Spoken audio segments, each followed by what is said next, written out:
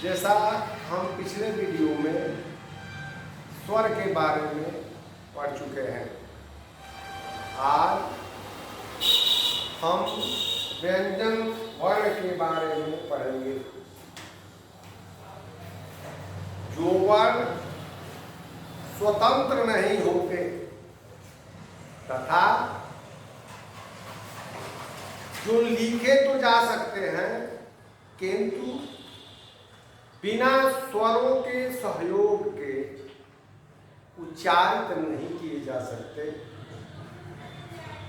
ऐसे वर्ण व्यंजन वर्ण कहलाते हैं। उदाहरण के लिए क, ख, च, छ, ट, त, आ।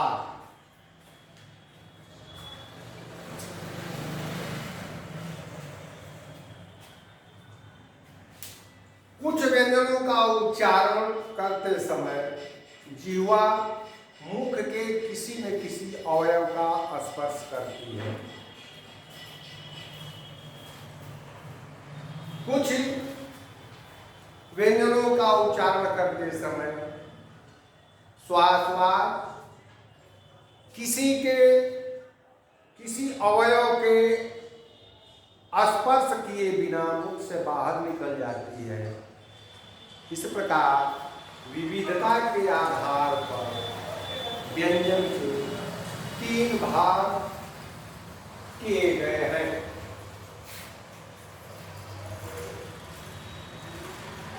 पहला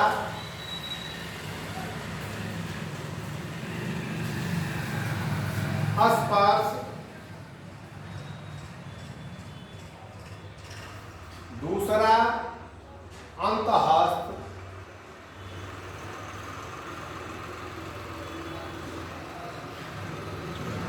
और तीसरा ऊष्म।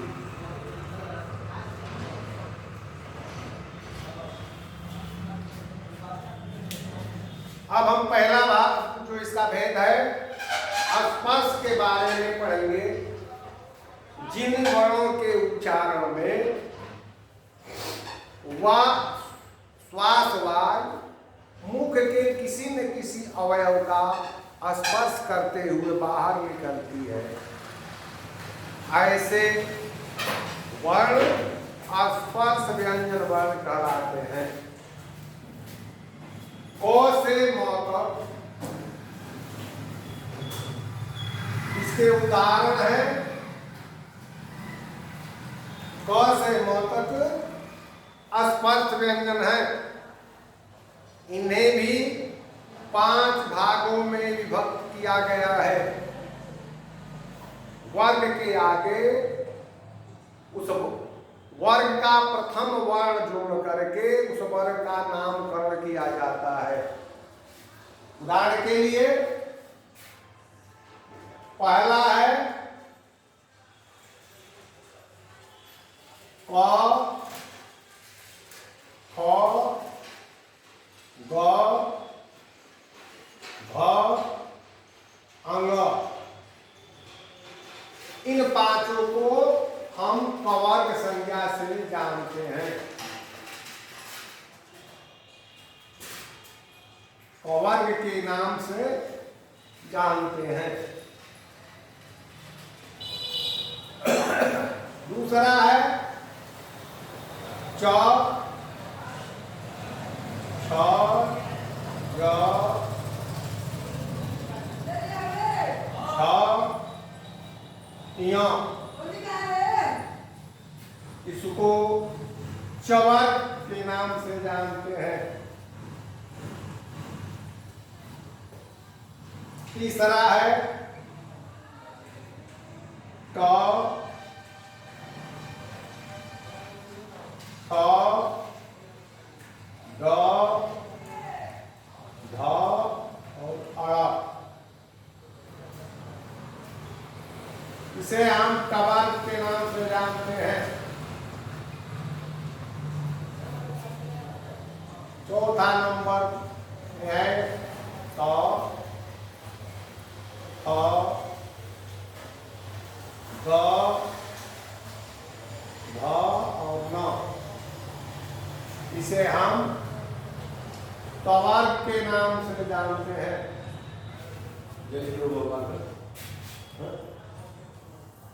दूसरा चेक करें। ठीक। और पांचवा और अंतिम है प, अ, ब, भ और म। इसे हम पवर्ग के नाम से जानते हैं। यह 25 बार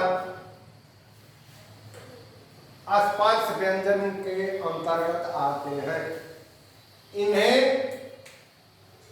स्पर्श व्यंजन के अतिरिक्त एक और नाम से भी जाना जाता है, जिसे उदित वर्ण कहते हैं।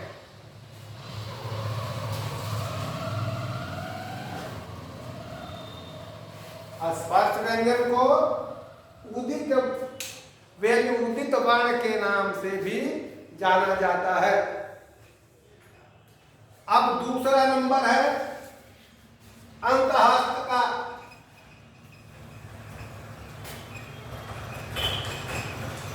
जिन वर्णों के उच्चारण में श्वास वार मुख के किसी अवयव का स्पर्श किए बिना हवा बाहर निकल जाती है, ऐसे वर्णों को अंतःस्थ वर्ण कहा जाता है।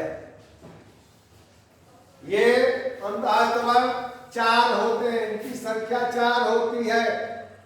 य, र, ल तथा व। ये अंतःस्थ वर्ण है।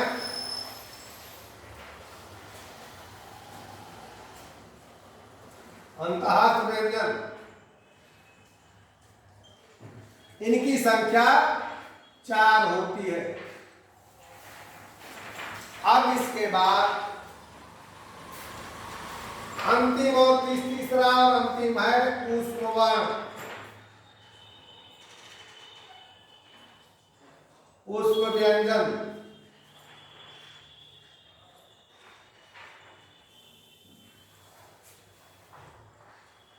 ऊष्म का अर्थ होता है गरम। जिन वर्णों के उच्चारण करते समय मुख से उष्मा निकलती प्रतीत होती है, ऐसे वर्ण ऊष्म वर्ण के अंतर्गत आते हैं। इनकी भी संख्या 4 है। तालव्य स, मूर्धन्य स, दंत्य स तथा ह।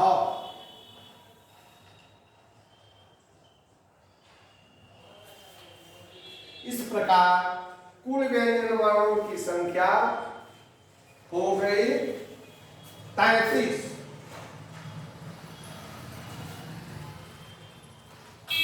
स्पर्श की संख्या कितनी है? 25 है। तीनों को जोड़ देंगे तो कुल संख्या हो जाएगी 33। अगर प्रश्न पूछता है कि हिंदी में कुल व्यंजन वर्णों की संख्या कितनी है, तो आप लोगों के लिए यह याद करना जरूरी है कि कुल व्यंजन वर्णों की संख्या 33 होती है। इसके अतिरिक्त संयुक्त व्यंजन है। जो व्यंजन 2 या 2 से अधिक व्यंजनों के मेल से बने होते हैं, ऐसे व्यंजन को संयुक्त व्यंजन कहा जाता है। इनकी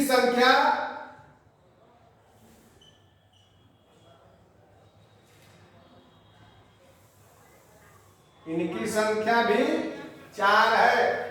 इसके अंतर्गत अब 6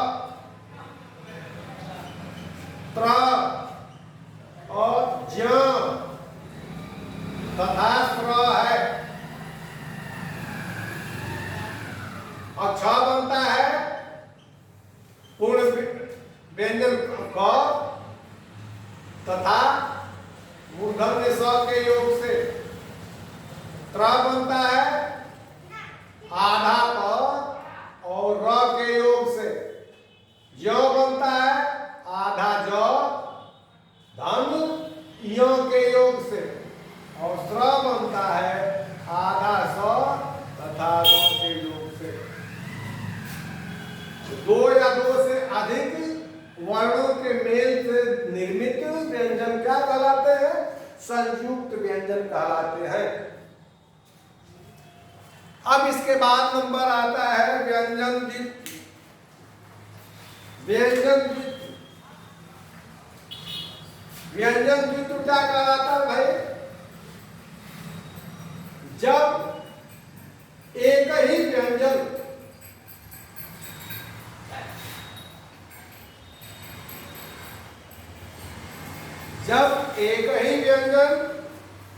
अपने ही समरूप अन्य व्यंजन के साथ मिलकर एक हो जाता है, तो ऐसी अवस्था में निष्पन्न रूप को व्यंजन द्वित्व कहते हैं।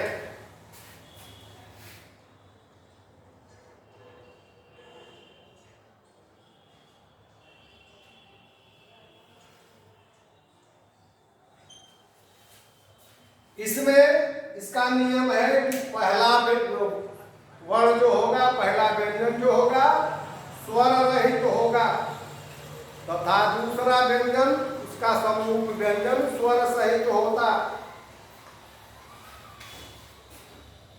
उदाहरण के लिए चम्मच है,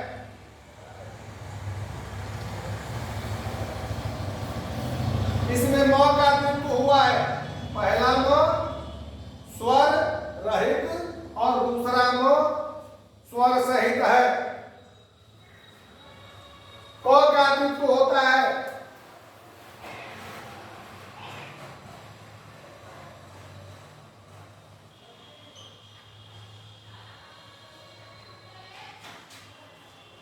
इससे निर्मित शब्द है मक्का।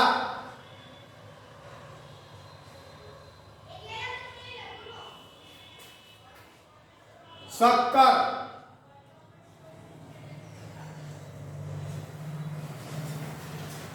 चक्कर,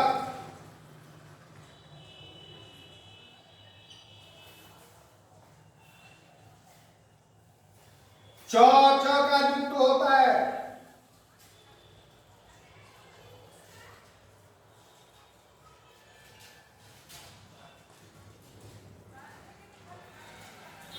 ये नया शब्द बनेगा दोनों के संयोग से।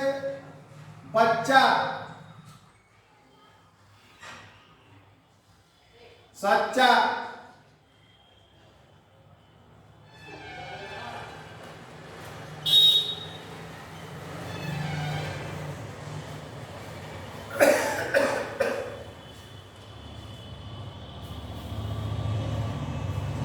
कच्चा,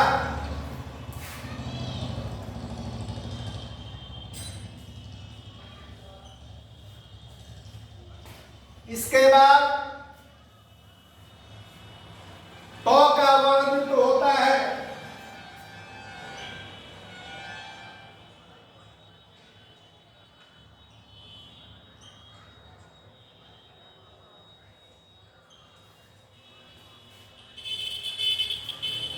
सत्ता, कुत्ता, सत्तर, 72,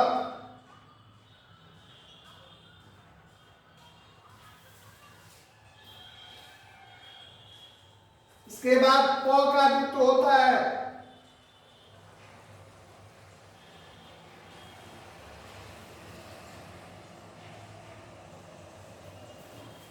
छप्पर,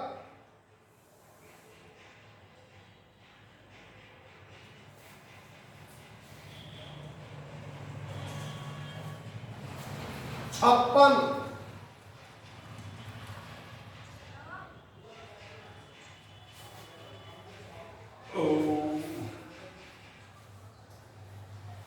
56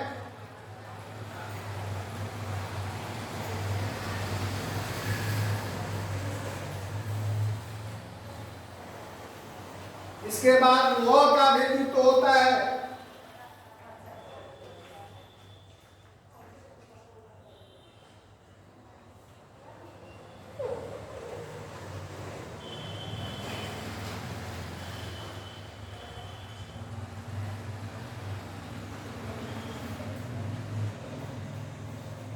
ये हो जाएगा गल्ला।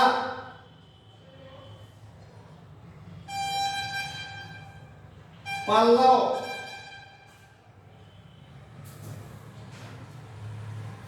पल्लवी,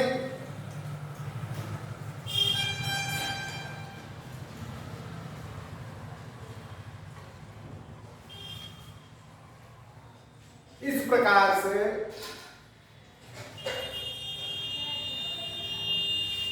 व्यंजन द्वित्व बनता है।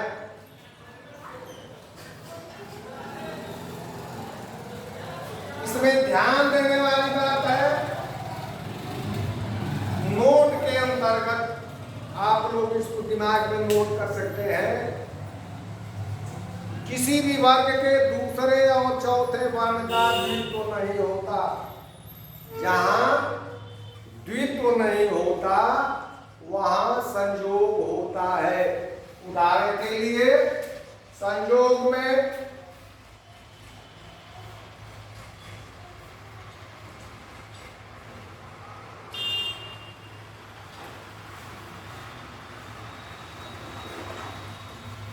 मच्छर है,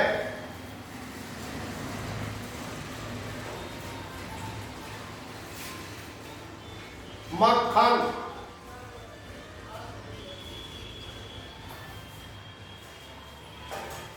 मक्खी,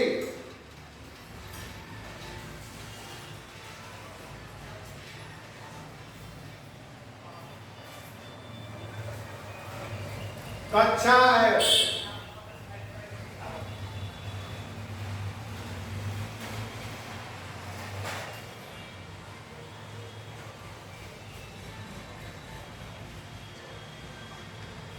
कट्ठा है,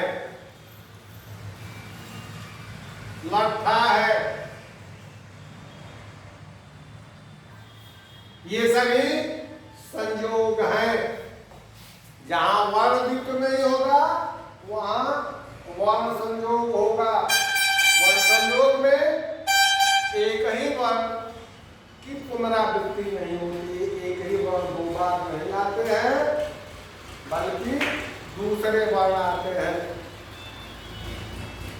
अब एक नया शब्द है द्विगुण।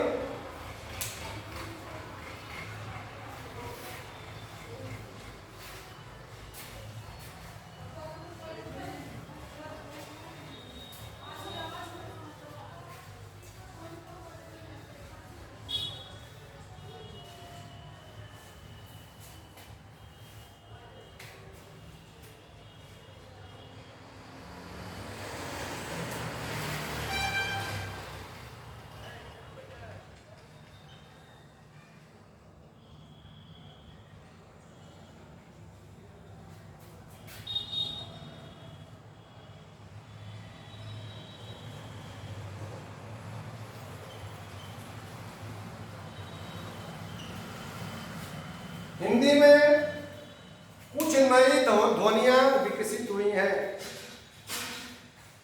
ऐसे विकसित ध्वनि को स्वनिम, उच्छेद या द्विगुण के नाम से जाना जाता है। ये दो ध्वनियां हैं ड़ और ढ। ये दोनों ध्वनियां ड और ढ से विकसित हुई हैं।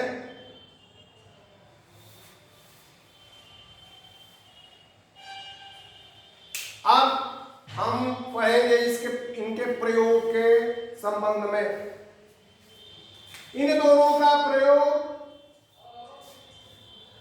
शब्द के प्रारंभ में होता है।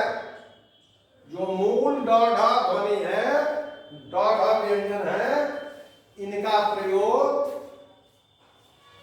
शब्द के प्रारंभ में होता है तथा संयुक्त व्यंजन के रूप में, संयुक्त अक्षर के रूप में इनका प्रयोग मध्य में भी होता है।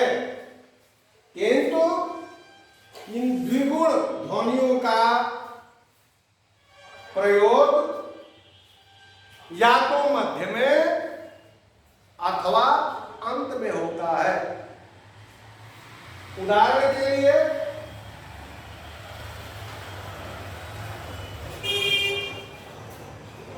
ग का प्रयोग हम देखते हैं।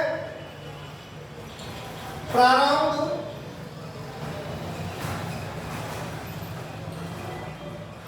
संयुक्त व्यंजन के रूप में, बीच में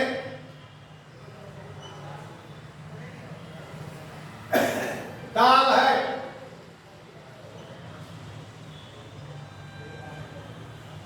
दलिया है,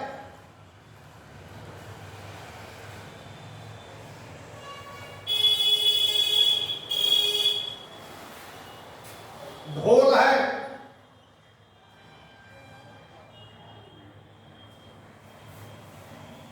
इनका प्रारंभ जो है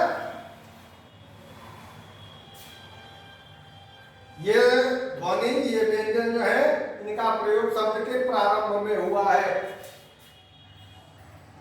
अड्डा है,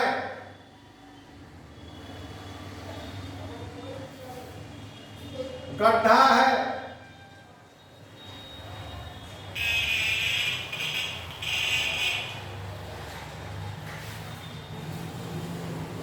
तो यहां हम देखेंगे जो मूल ध्वनि है वो संयुक्त व्यंजन के रूप में प्रयुक्त हुआ है और ये स्वनिम ध्वनि जो है ये अंत में प्रयुक्त हुआ है। यहाँ मूल ध्वनि शब्द के प्रारंभ में, यहाँ मूल ध्वनि जो है शब्द के प्रारंभ में, यहाँ भी प्रारंभ में, और यहाँ संयुक्त व्यंजन के रूप में मध्य में इसका प्रयोग हुआ है।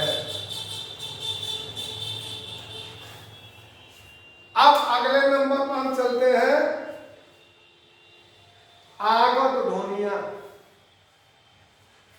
हिंदी भाषा में कुछ ऐसी ध्वनियां हैं जो पहले हिंदी भाषा में नहीं थी, लेकिन विदेशी भाषाओं के प्रयोग जैसे अरबी, उर्दू, अंग्रेजी,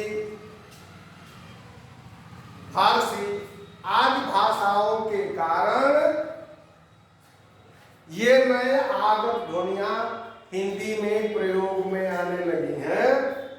ऐसे ध्वनियों को हम क्या कहते हैं? आगत ध्वनियां कहते हैं। ये मुख्य रूप से हैं क, ख, ग, ज तथा प।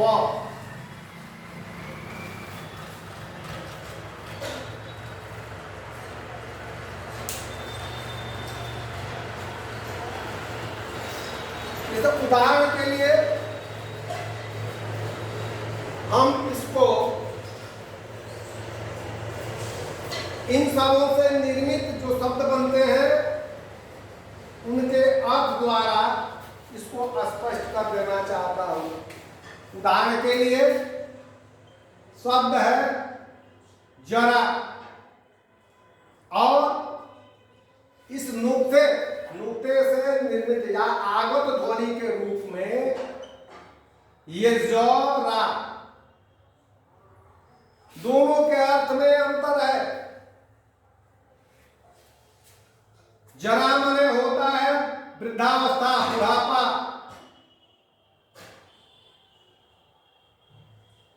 इस जरा का मतलब थोड़ा सा।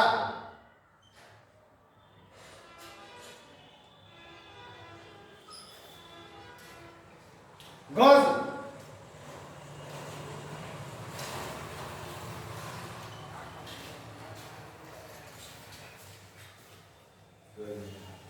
इस गज का अर्थ होता है हाथी, इस गज का अर्थ होता है मापक यंत्र।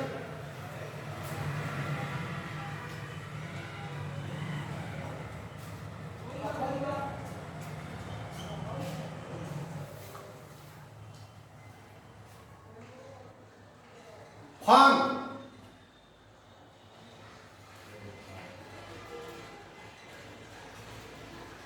और नुक्ता जो है आगत ध्वनि के रूप में प्रयुक्त हुआ है।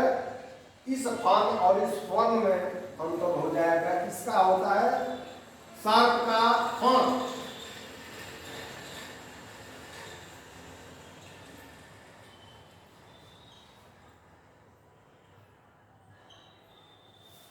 और इस फन का अर्थ होता है कला या हुनर।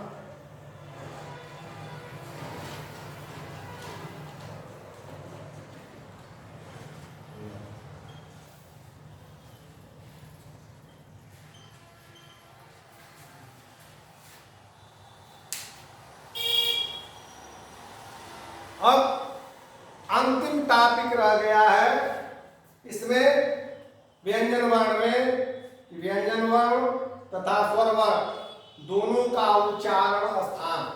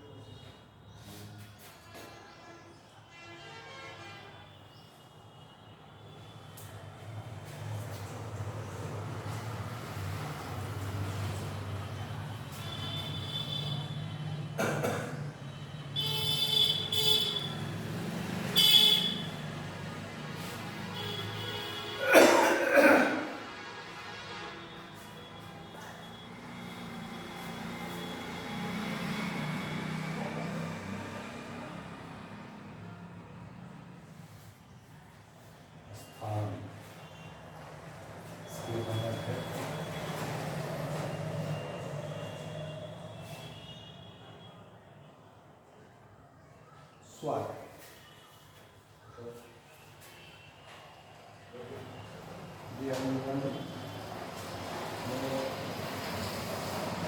आसपास,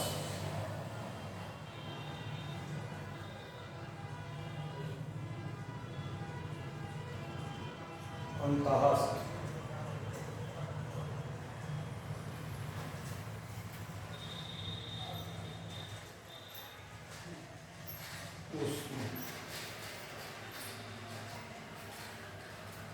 और इनका नाम क्या होता है?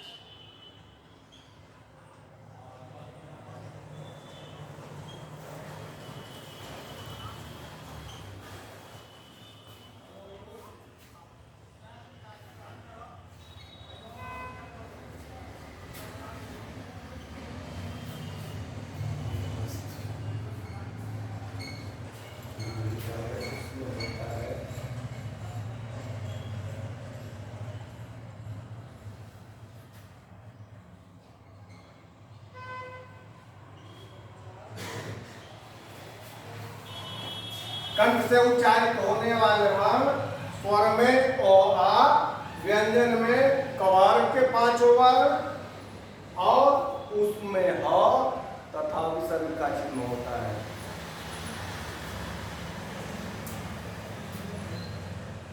इसके बाद दूसरा नंबर आता है ताल।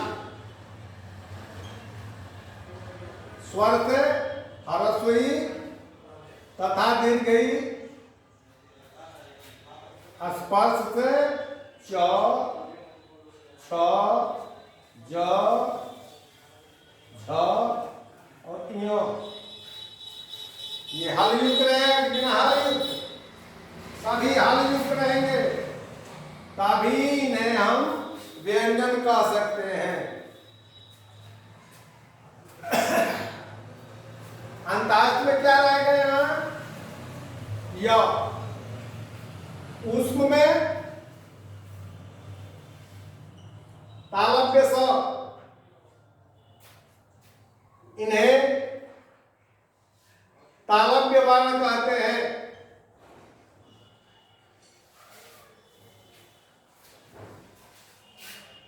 तीसरा नंबर आता है मूर्धा का।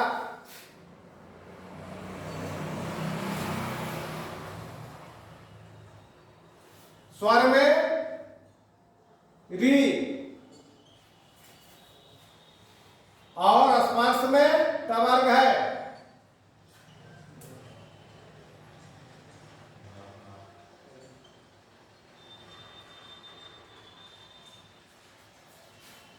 अंतःस्थ में र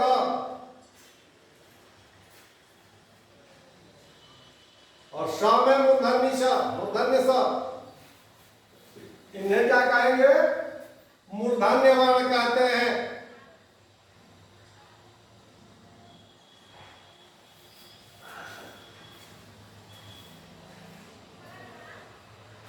इसके बाद चौथा नंबर आता है दंत क्रिया।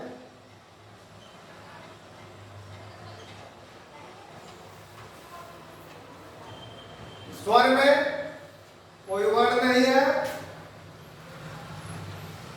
स्पर्श में तवर्ग है।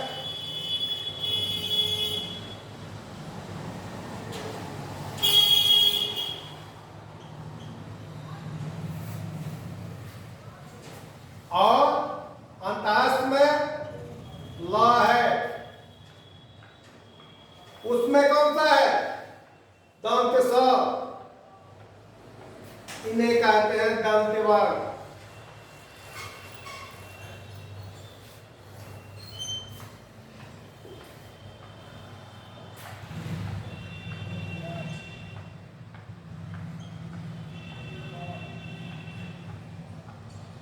इसके बाद नंबर आता है ओष्ठ का। स्वर में कौन कौन सा वर्ण है? छोटा ऊ और बड़ा ऊ। पवर्ग,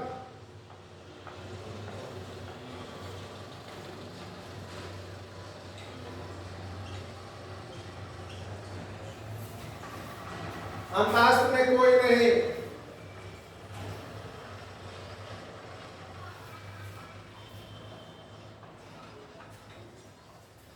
इसमें भी कोई नहीं, इसे कहते हैं हम ओष्ठ।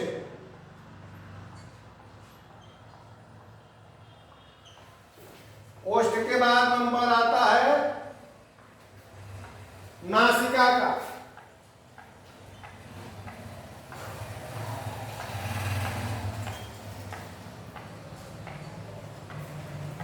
स्वर में कोई नहीं है, इसमें है अंग, य, अ, न तथा म।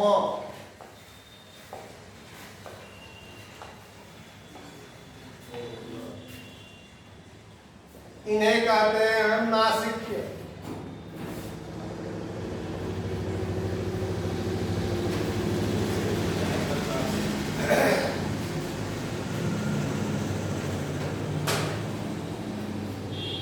अब इसके बाद नंबर आता है सातवां नंबर कंठोष्ठ,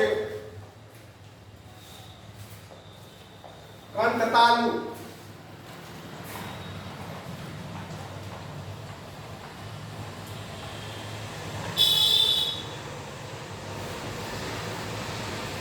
इसमें आते हैं ए तथा ऐ। स्पर्श से कोई नहीं, अंतःस्थ से कोई नहीं और उष्ण से कोई नहीं, इन्हें कहते हैं कंठ तालव्य।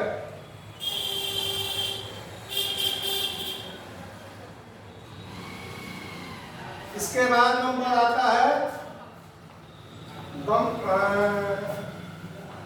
कंठोष्ठ का।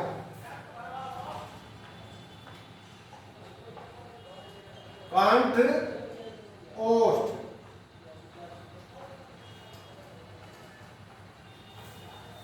इसमें आता है ओ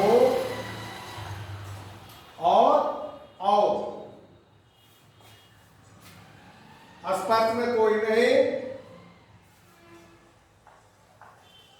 और अंतःस्थ में भी कोई नहीं, उसमें भी कोई नहीं। इसे कहते हैं कंठोष्ठ। कंठ और ओष्ठ दोनों का संधि हो जाएगा तो के स्थान पर औ हो जाएगा। अब अगला नंबर है दंतोष्ठ।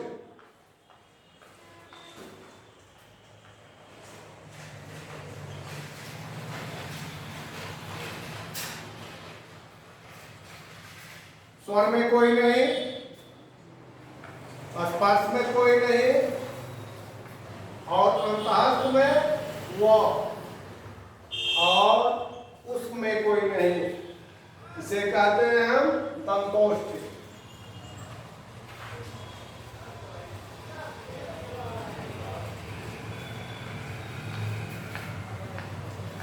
आज का पाठ हम यही समाप्त करते हैं और शेष जो है अगले वीडियो में। आशा है आप लोगों को यह व्यंजन वर्ण के बारे में जो भी जानकारी दी गई है आप लोग विधिवत समझ गए होंगे।